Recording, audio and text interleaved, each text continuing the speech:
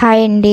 మజ్జిగ పులుసే కదా, ఈజీయే కదా అనుకుంటారు, కానీ ఒక్కొక్కరు ఒక్కొక్క స్టైల్లో చేస్తారండి. సో ఈ విధంగా ట్రై చేయండి, టేస్ట్ అయితే అదిరిపోతుంది. సో మనం ఒట్టిగా మజ్జిగ చారుతోనే తినేయచ్చు అనమాట. సో మనం పెరుగుని ఇలాగా చిలికేసుకుని కొంచెం వాటర్ వేసుకొని సో గడ్డలు లేకుండా ఇలా కలిపేసుకోవాలన్నమాట. మజ్జిగ కవ్వంతో కానీ ఈ బ్యాటర్తో కానీ. ఇంకా పచ్చిమిర్చిని ఒక 4 గ్రైండ్ చేసుకున్నానండి. ఇలా గ్రైండ్ చేసుకోవడం వల్ల మజ్జిగ పులుసు స్పైసీగా ఉంటుందన్నమాట.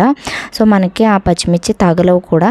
సో ఆయిల్ వేసుకొని పోపులన్నీ వేసేసుకున్నాను. పచ్చిశనగపప్పు, మినపప్పు, ఆవాలు, జీలకర్ర, కరివేపాకు, ఒక టమాటా మెత్తగా నలిగిపోయినంత. ఇంకా లాస్ట్లో అయితే ఆనియన్స్ వేసుకుని ఇవి బాగా ఫ్రై అవసరం లేదండి. పచ్చిమిర్చిని కూడా వేసేసుకుని ఇప్పుడు స్టవ్ ఆఫ్ చేసుకోవాలన్నమాట. స్టవ్ ఆఫ్ చేసుకున్న తర్వాతే మజ్జిగ వేసుకోవాలని, లేదంటే విరిగిపోతుంది.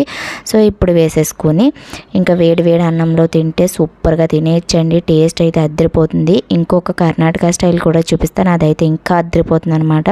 ప్లీజ్ సబ్స్క్రైబ్ చేయండి.